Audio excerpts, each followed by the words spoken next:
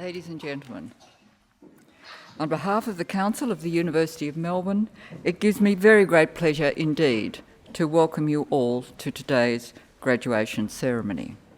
I begin in our customary way with an acknowledgement of the Wurundjeri people, the traditional owners of the land on which this ceremony will take place. May I add a special word of welcome to Baroness Valerie Amos and to members and supporters of the Menzies Foundation. Today's ceremony will have several parts. First, we will have certification and presentation of the PhD candidates. We will then have the presentation of recipients of the Chancellor's Prize for Excellence in the PhD thesis for 2016, and the Chancellor Prize candidates will then be presented with their medallions. We will then hear from Dr. John Stocker, who will speak about the Menzies Foundation before we begin the Sir Robert Menzies Oration on Higher Education for 2016. The Menzies Oration is an important event, both for the university and for higher education in Australia, and the University of Melbourne is proud of its association with the Menzies name and the long list of distinguished speakers who have delivered this oration over the years. And we are delighted that in 2016 this great tradition will continue with our distinguished visitor to Australia, Baroness Valerie Amos. Before we come to the oration, we have other important work to do. The conferring of the degree of Doctor of Philosophy on a group of outstanding candidates from several faculties and schools within the university. To each and every one of you who are graduating, may I offer my sincere congratulations, for your achievements are outstanding. And to those here who have supported one of the candidates as a parent or relative, a partner or friend, I thank you on behalf of the university. To supporters and candidates together, I encourage you to view today's conferring ceremony as an acknowledgement and celebration of your joint efforts.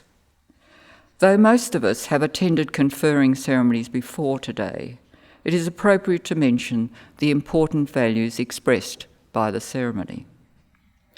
Those values are essentially the same as those contained in the University of Melbourne's first ceremony over 160 years ago. In particular, the ceremony reflects the importance of academic freedom, fearless inquiry, and an uncompromising quest for excellence. Those are values that you, the candidates, have embodied in your work, and I'm confident that each of you will continue to uphold them as recipients of the degree of Doctor of Philosophy. Once more, to our distinguished guests, graduates and supporters, thank you for being here and welcome.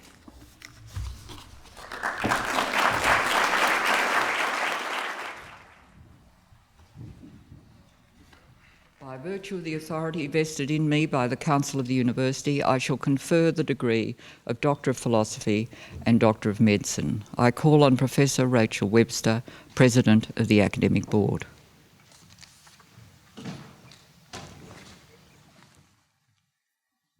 Chancellor, I certify to you and to the University that the candidates now to be presented have fulfilled the conditions prescribed for admission to the degrees of Doctor of Philosophy and Doctor of Philosophy and Master of Psychology, and are entitled to be admitted to the rank, privileges, and responsibilities of those degrees. By virtue of the authority committed to me, I shall present candidates a certificate of admission to the degree, and by so doing shall admit them to the rank, privileges, and responsibilities of those degrees. I will now receive the candidates for admission to the degree of Doctor of Philosophy and Doctor of Medicine, and call on Pro Vice-Chancellor Professor Richard Strugdell.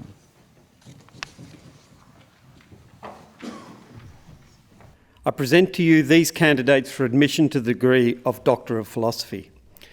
Catherine Elizabeth Heather Cairns, who investigated self-help strategies for depression prevention during the adolescent period. Her research identified prevention messages spanning 6 content domains. She also explored adolescents' attitudes towards and knowledge about prevention. The resultant set of guidelines and conceptual model can inform future public health campaigns and prevention programs targeting adolescents. Catherine Elizabeth Heather Cairns.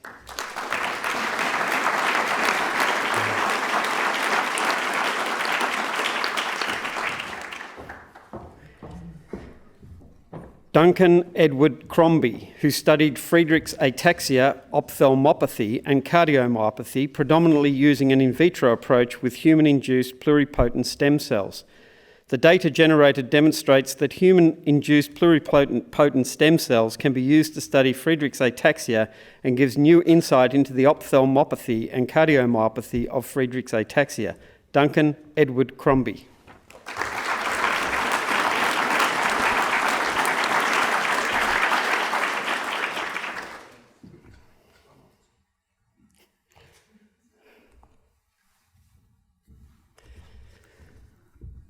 Leslie Merrin Dorborn Gundlach, who investigated the adjustment of mature-age students to university. She measured and described the complexity of students' transition and adjustment and found lower levels of social and personal adjustment compared with academic adjustment. The study provides rich understandings of challenges experienced by mature-age students and suggestions for support. Leslie Merrin Dorborn Gundlach.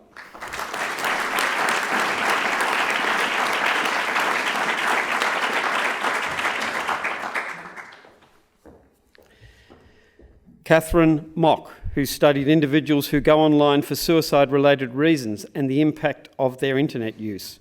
Her research clarified a number of questions surrounding the potential effects of the internet on suicide. Her findings have important implications for the use of the internet in suicide prevention and intervention. Catherine Mock.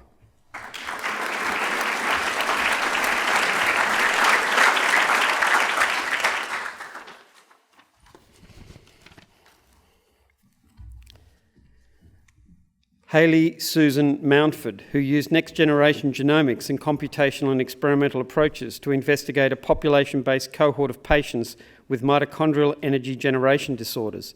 She showed that causative mutations could be identified in 27 different genes, explaining the genetic basis in 75% of patients, as well as identifying novel disease genes. Hayley Susan Mountford.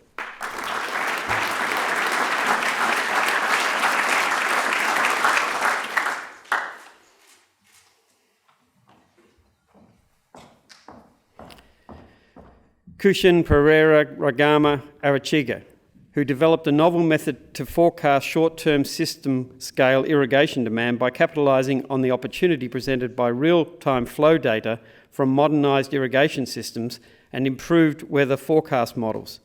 This method can provide real-time information to system operators to improve irrigation distribution system operation. Kushan Pereira Raigama Arachiga.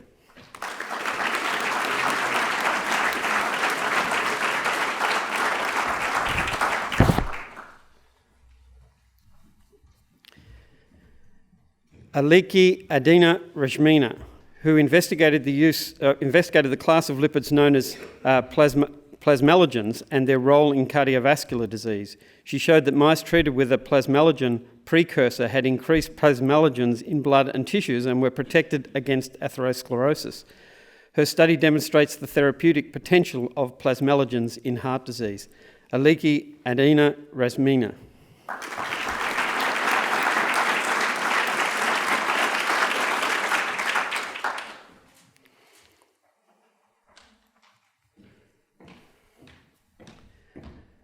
Dale Lee Robinson, who showed that the stiffness and direction-dependent characteristics of human articulate cartilage can change progressively due to osteoarthritis. These findings improve our ability to describe cartilage in computational models, which are essential for studying osteoarthritis pathogenesis and may contribute to more effective diagnosis and treatment methods of this disease. Dale Lee Robinson.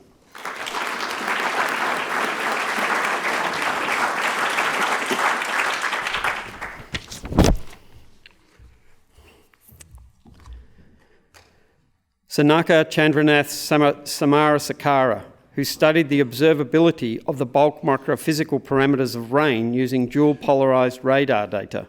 The study developed a non-linear filtering scheme for estimation of parameters such as rainfall rate and drop size. Application of it to rainstorm data successfully demonstrated improved estimation over existing approaches. Sanaka Chandranath Samarasakara.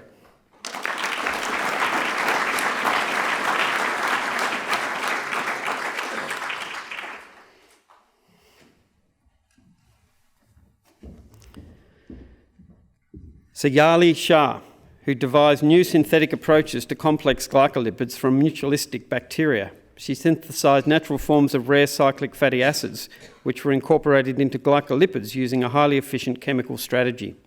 Her work provides access to these intriguing natural products, enabling future exploration of their immune-modifying effects. Sayali Shah.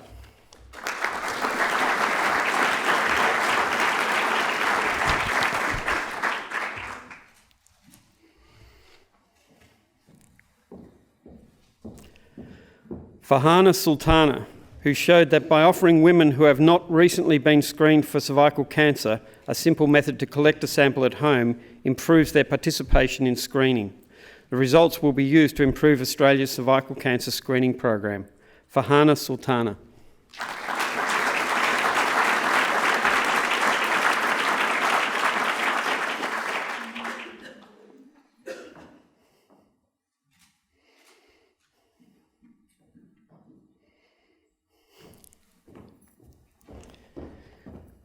Scott Frederick Winch, who investigated the engagement of Aboriginal primary school students with education. He identified that while school provided opportunities for Aboriginal students to show leadership and celebrate culture, barriers to engaging with education included racism, transiency and rejection by peers. These factors significantly affected later outcomes in literacy and numeracy. Scott Frederick Winch.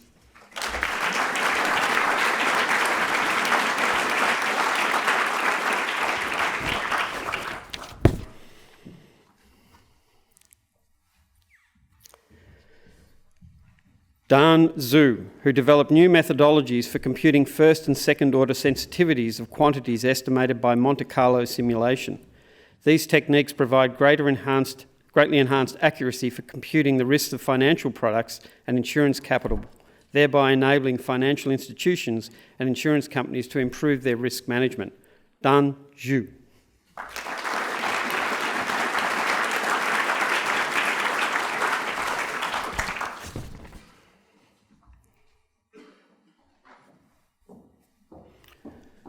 Chancellor, I present to you this candidate for admission to the degree of Doctor of Philosophy and Master of Psychology. Elisha Kim Joseph, who evaluated the brain's neural pathways and the impact of brain training intervention in relation to memory ability in children born extremely preterm.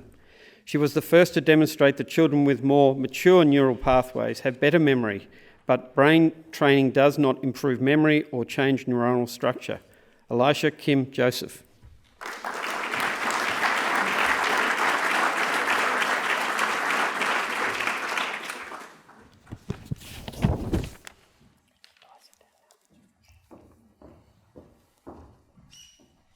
I call again on Professor Strugnell to present the list of in absentia candidates.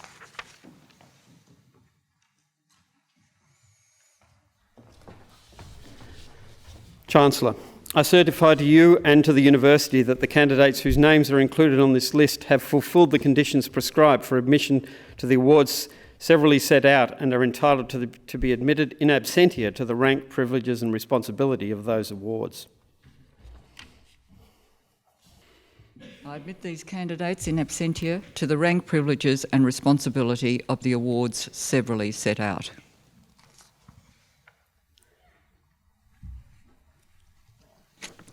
Ladies and gentlemen, that concludes the presentation of degrees. I now call again on Professor Strugnell to present the recipients of the Chancellor's Prize for 2016. Chancellor, I'm delighted to present to you the recipients of the Chancellor's Prize for 2016. The recipients were selected from over 500 completed Doctors of Philosophy in 2015, and these awards reflect outstanding work in their respective disciplines. In the Humanities, Creative Arts and Social Sciences, Sophie Elizabeth Rudolph, who investigated constructions of Indigenous educational disadvantage through a critical analysis of the Closing the Gap policy. Examining historical and contemporary sources, she asked how, why, and with what effects the idea of a gap became the dominant way of understanding Indigenous disadvantage. She found that educational debates continued to position Indigenous students in deficit frameworks and showed how colonial legacies influence educational policy today. The thesis offered alternative approaches to redressing inequalities that have important implications for educational reform. Sophie Elizabeth Rudolph.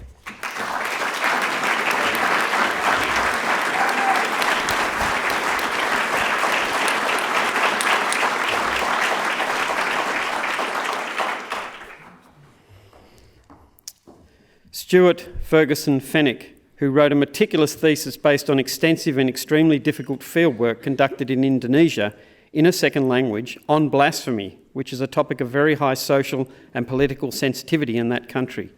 It considers whether Islam is compatible with liberalism and has important ramifications for the wider intellectual project of reconciling Islamic thought with Western modernity. His research has had considerable impact both within and beyond academic circles. Stuart Ferguson Fenwick.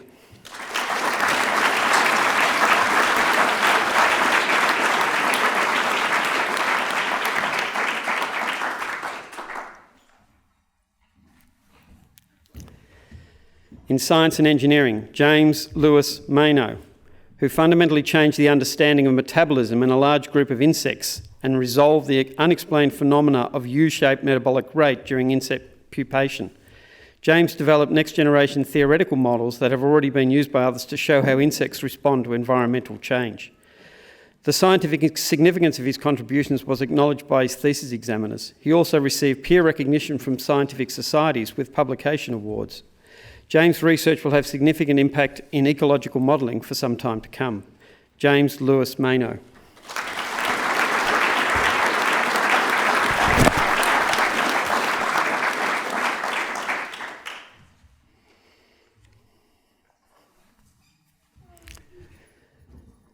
Ida Asadi Soma, who investigated the enablers, mechanisms and outcomes of synergy between business analytics and other organisational systems. She proposed a novel conceptual definition for synergy, and a research model explains how synergy between business analytics and other organisational systems can be realised. Her findings can help organisations achieve significant business value from implementing business analytics systems. Ida Asadi Soma.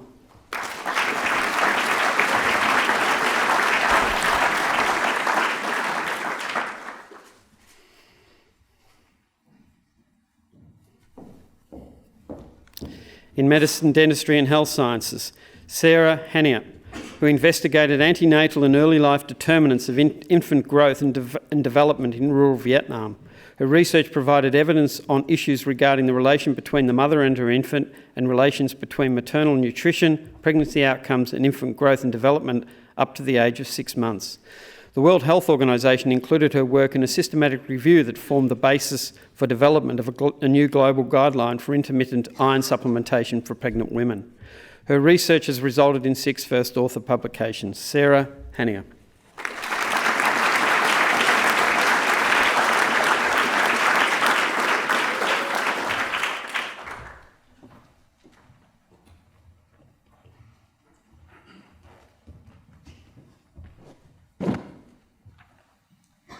Ladies and gentlemen, I now call on Dr. John Stocker, AO, Director of the Menzies Foundation.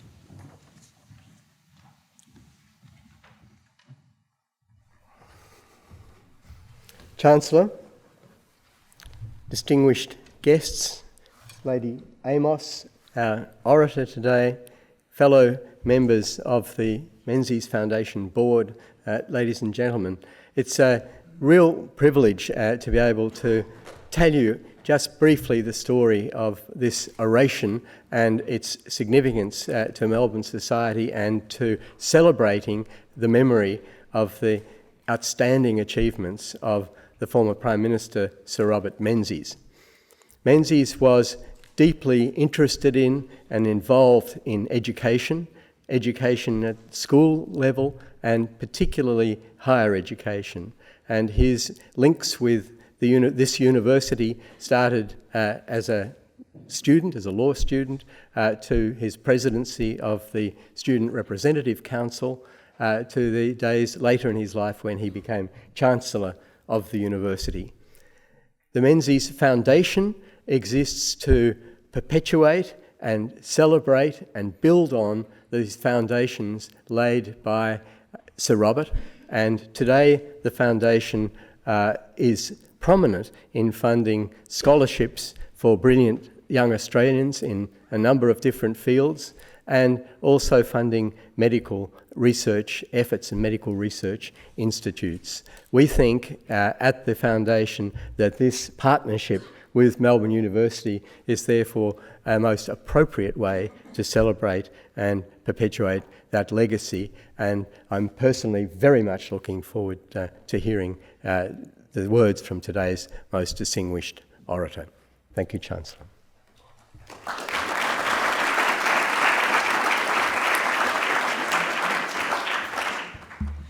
I thank Dr. Stocker for his address about the work of the Menzies Foundation and its relationship to the university. I now call on Vice-Chancellor Professor Glyn Davis to introduce Baroness Valerie Amos, who will deliver the 2016 Sir Robert Menzies Oration on Higher Education entitled Preparing Global Citizens and Protecting Freedom of Speech, the Role of Universities. Chancellor, it's an honour to invite to deliver the 2016 Sir Robert Menzies Oration on Higher Education a very distinguished British diplomat and higher education leader, Baroness Valerie Amos. In an extraordinary career among so many senior and influential appointments, Lady Amos has served as the Under-Secretary General for Humanitarian Affairs and Emergency Relief Coordinator at the United Nations. She's been a Foreign Office Minister, Secretary for State for International Development, Leader of the House of Lords, and Lord President of the Council in Britain. Just on 12 months ago, Valerie Amos joined SOAS, University of London, as its director. And this is a very significant time to take on that role, as 2016 marks the centenary of SOAS, founded by Royal Charter in 1916 as the School of Oriental Studies. She served in multiple roles in the public sector in Britain, including in local government and as Chief Executive of the Equal Opportunities Commission. Internationally, Valerie Amos also served as an advisor to the government of President Nelson Mandela between 1994 and 1998. And we celebrate a close connection with Valerie Amos here in Australia, since before joining the United Nations in 2010, she served as the United Kingdom High Commissioner in Canberra. In light of her extraordinary public career, Valerie Amos will speak, I know, with great authority on tonight's topic of preparing global citizens and protecting freedom of speech, the role of universities. To deliver this 25th Sir Robert Menzies Oration on Higher Education, it is an honour to call on Lady Amos.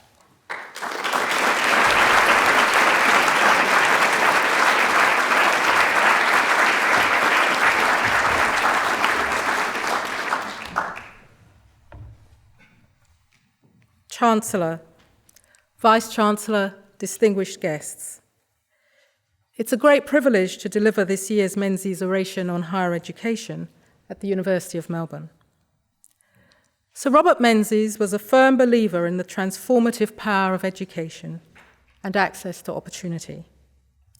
He recognised early on that removing socioeconomic barriers to education was critical, and the Menzies Foundation continued to play a critical role in that regard. This is an issue that is very important to me personally. Indeed, my sister and I set up a charity in London in memory of our parents, who were both passionate about education.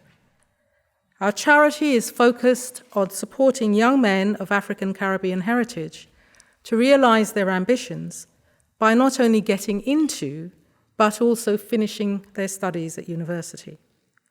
Because research has shown that in the United Kingdom, this is the group with the poorest retention rates. My father always said, and I quote, that education was not a guarantee of great wealth or riches, but it was the guarantee against abject poverty. So, as tonight we celebrate a new generation of scholars, it is right that we remember Sir Robert's legacy and what he made possible, not only in Australian higher education, but across the world.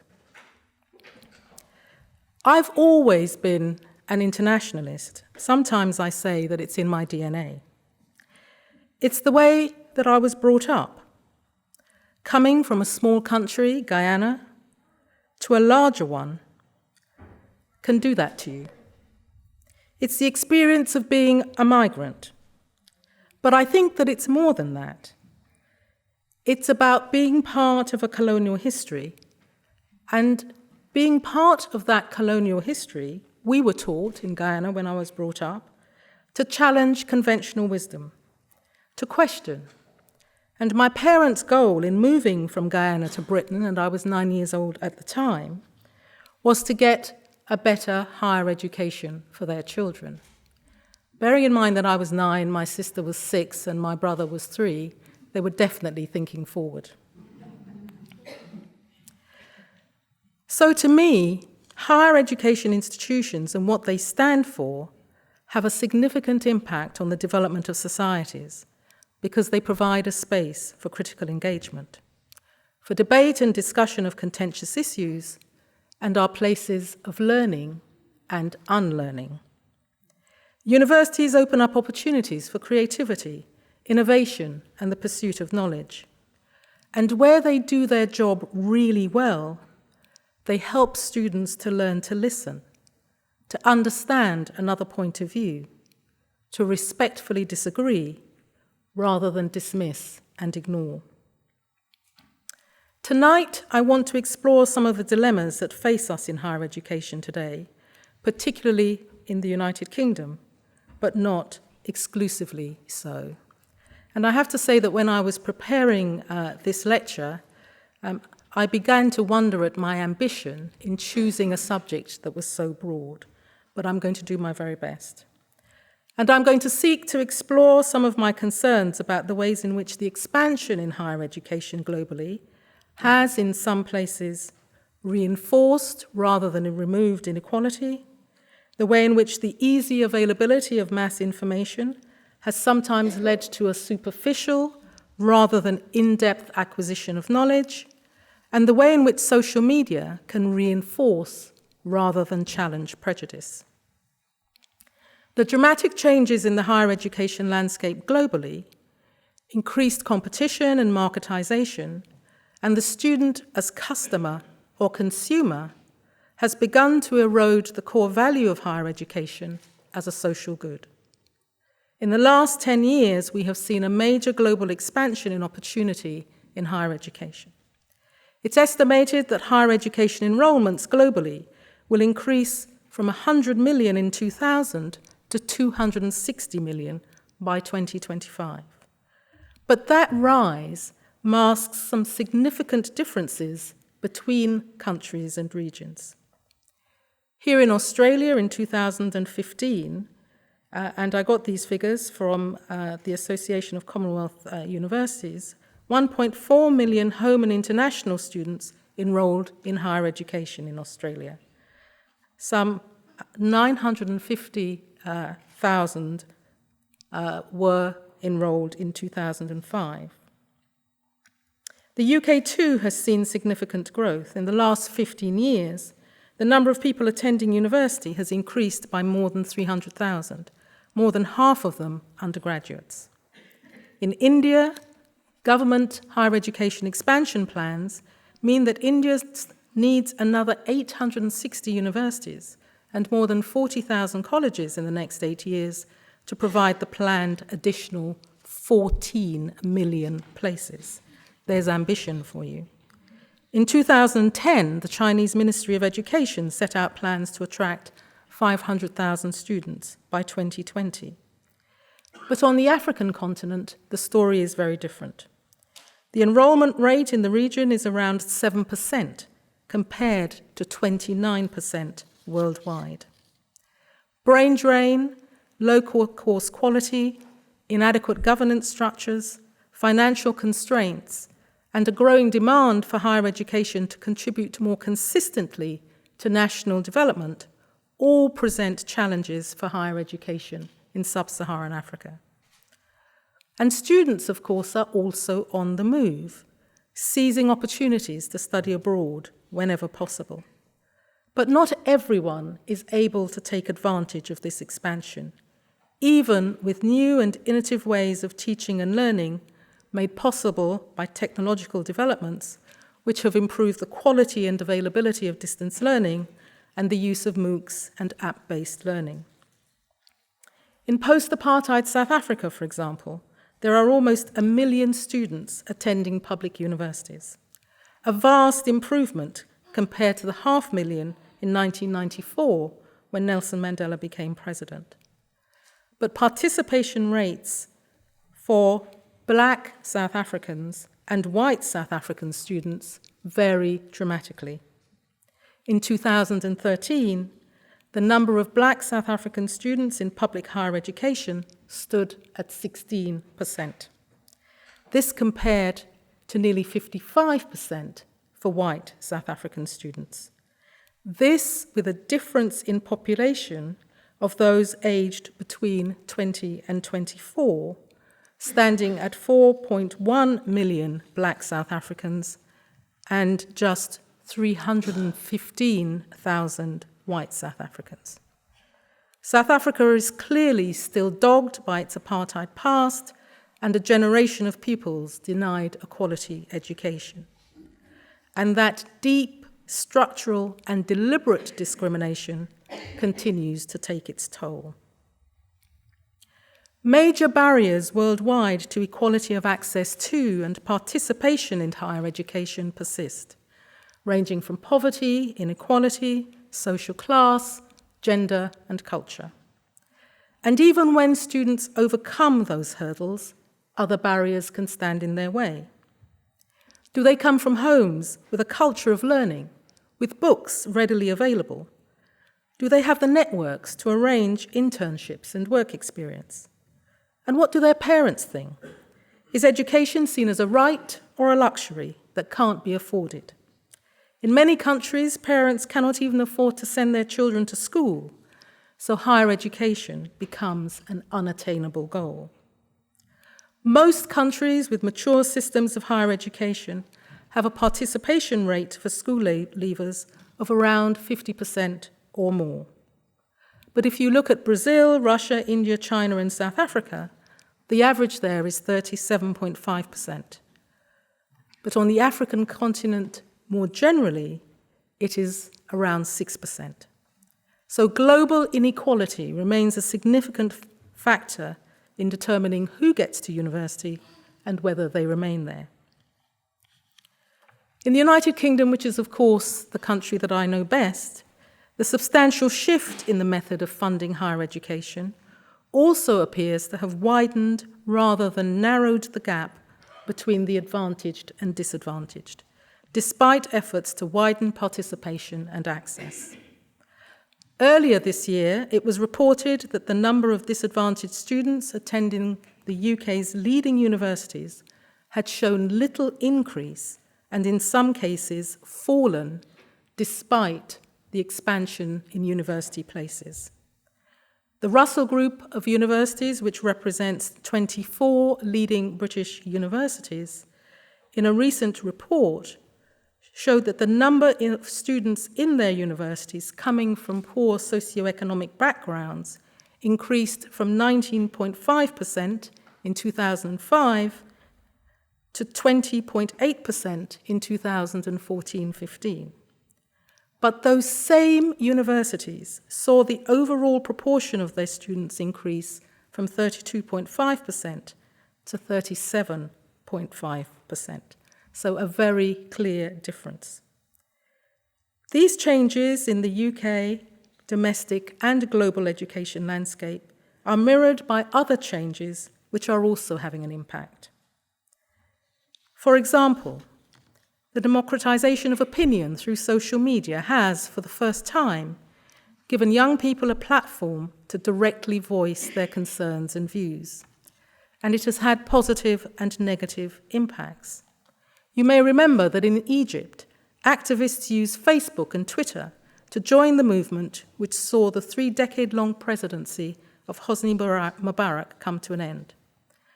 But there are also fora for information sharing and debate across continents, sites for fundraising, for engagement in social or humanitarian activity. But there are also examples of social media networks narrowing perspectives, encouraging young people to interact only with those who share their views, limiting the ability to engage, disagree, reflect, and change. So even as there is greater connectivity across class, cultural, and other boundaries, there is also increasing fragmentation. More engagement between people who are like-minded, reinforcing already strongly held views. Nelson Mandela said, and I quote, "Education is the most powerful weapon which you can use to change the world." You won't be surprised to know that I agree.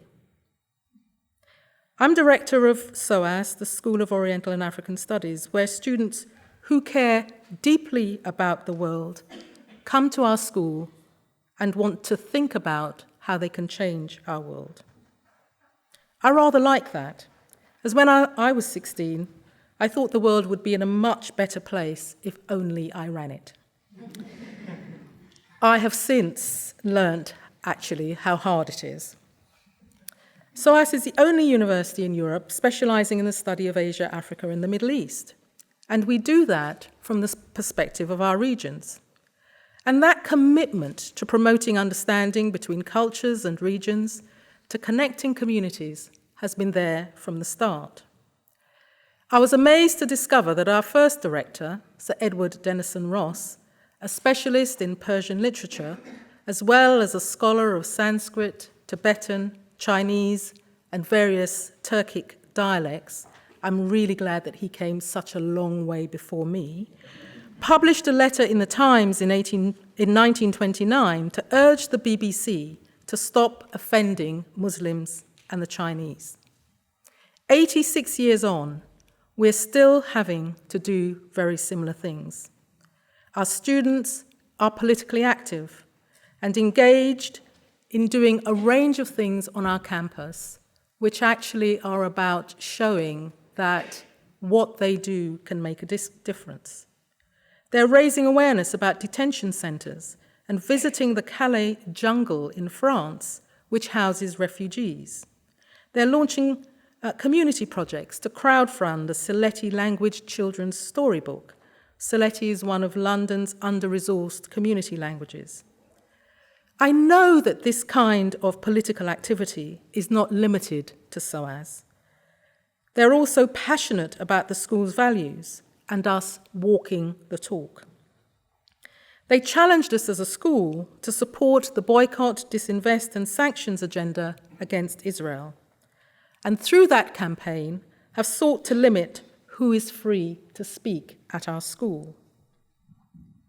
When I met the Israeli ambassador to the United Kingdom earlier this year on campus to discuss the detention of a student at Ben Gurion Airport, there was protest, very loud, and a lot of it on social media. Neighbouring colleges in the University of London family have seen protests against speakers who are seen as having colluded with the government of Israel and whose students thought should not have been given a platform to speak. The conduct of some of the activism around the boycott, disinvest and sanctions campaign has, of course, created tensions with our Jewish students. And yet no contradiction is perceived when students criticise the school for being insufficiently critical of government, which, through its prevent legislation, has placed the statutory responsibility on universities to prevent radicalisation, and through that duty have sought to limit who can speak on university campuses. At SOAS, we have been robust in our engagement with government and in our defence of free speech. The right to have speakers whose views we may abhor, but who are not acting unlawfully, is one that we want to uphold. But free speech and the right to it cannot be selectively applied. The conflation of individual political activism and perception of institutional responsibility can cloud judgment. You will be aware of the student movement linked to the Rhodes Must Fall campaign. Originally directed against the statue at the University of Cape Town, it rapidly moved to Oxford in the United Kingdom. Students took a strong view of their university's colonial past. Indeed, at SOAS, the decolonisation of the university is a student priority. Writing about the Rhodes Must Fall campaign, Guardian journalist Andrew Anthony wrote, and I quote, "In one sense, then, the campaign is an example of healthy argument and free speech in operation. But the campaign has also come to symbolise something else, a new intolerance of words and images that is sweeping across British and American university campuses, a zealous form of cultural policing that relies on accusatory rhetoric and a righteous desire to censor history, literature, politics, and culture. I don't believe in censoring history. I believe that we must shed a spotlight on it and show how it informs current understanding and behaviour. Wherever we might stand on the issue, academic freedom and freedom of speech must be protected and respected. But it must also be recognised that these rights are not absolute. These are rights that need to be exercised with due regard for others, with respect. Our students today are tomorrow's leaders. And given the challenges we face in our world, injustice, inequality, the effects of climate change and environmental degradation, conflict, extremism, we need them to be active global citizens. We need them to think beyond borders. Our world is joined up. The biggest challenge I faced when I was at the United Nations was Syria. I was in charge of humanitarian affairs, and in a 4-year period saw the crisis escalate out of control. There are now around 6.5 million people internally displaced, an estimated 400,000 casualties, and nearly 4.8 million registered refugees. It's a political crisis requiring strong global leadership. But I don't think it's just about leaving this up to the politicians, because I think universities too can play a role. Because we enable our students to develop a critical global perspective. A university can inspire our students to be active global citizens, depending on them to engage and on them to have a wider engagement with the world. Our students need to appreciate that our world looks very different from different countries and continents. Duties and entitlements, for example, look different if you're relatively poor from a country that was colonized rather than coming from a country which was part of an empire. Citizenship and protection might be more about enough to eat and drink, basic healthcare, shelter and education, rather than the opportunity to go on holiday or consume whatever you wish. There are also degrees of democracy in different parts of the world, which lead us to ask unsettling questions. Will a more authoritarian, strong state tradition, like we see in China and some other parts of Asia, be compatible with a global citizenship that stresses rights more than duties and obligations, whether to family or community? The negotiation of what truly global citizenship might look like will require give from the West as well as the East, from the North as well as the South. And those who most desperately need such citizenship, particularly with its rights to shelter, are refugees, and nobody seems to want to help them. Their rights are being denied the world over.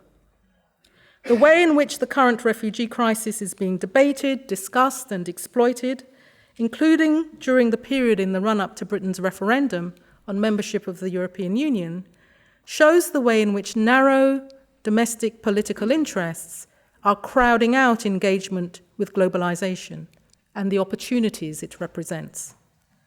But globalization also represents significant challenge in times of slow economic growth. For those of us in Europe, in countries like the United Kingdom and France, there are questions that we can no longer run away from. We must ask ourselves what sort of society we want to be, one that is open and inclusive or closed and inward-looking. And how do we build plural societies which strengthen rather than threaten our diversity and our multifaceted identities? Here at the University of Melbourne, you pride yourselves on your ability to make a difference.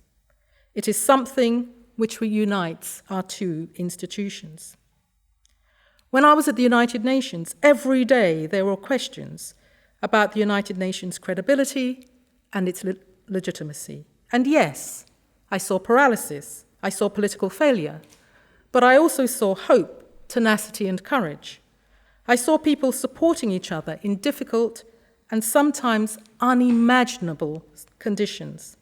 I saw humanitarian workers do everything possible to not only make changes on the ground, but to be strong advocates for people in need.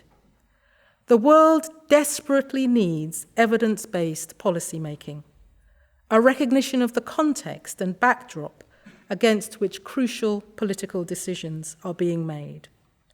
So we need to protect our role and raise our voice. Universities are about the communal examination of ideas. As the next generation of intellectuals, and here I address today's graduates, while you have a duty to test and critique boundaries of scholarship, you also, I think, have a duty to ensure respect for others as those boundaries are tested. The debate will only ever be as good as the space it is given. Argument and disagreement are all part of the course to finding solutions. It's only through the interplay of constructive and engaged examination that we can progress in our understanding and knowledge of the world.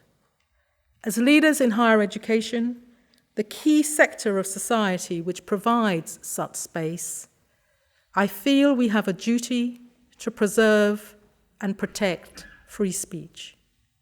It's a duty I hold very dear. In closing, I thank you again for the opportunity to speak today, and I wish you all the very best for your future. Thank you.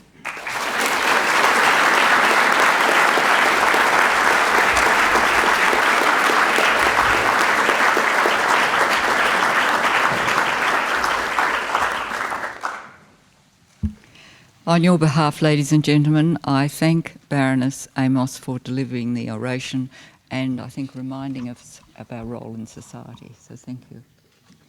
I now invite Mr. Alex Menzies, who is representing the Menzies family, to present the commemorative medallion to Baroness Amos.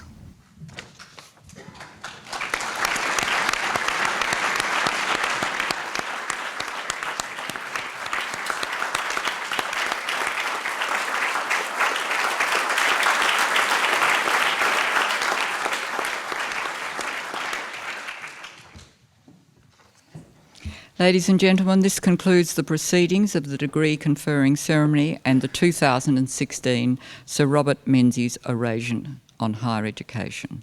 On behalf of the University, thank you for joining us today to celebrate this very special occasion. Thank you.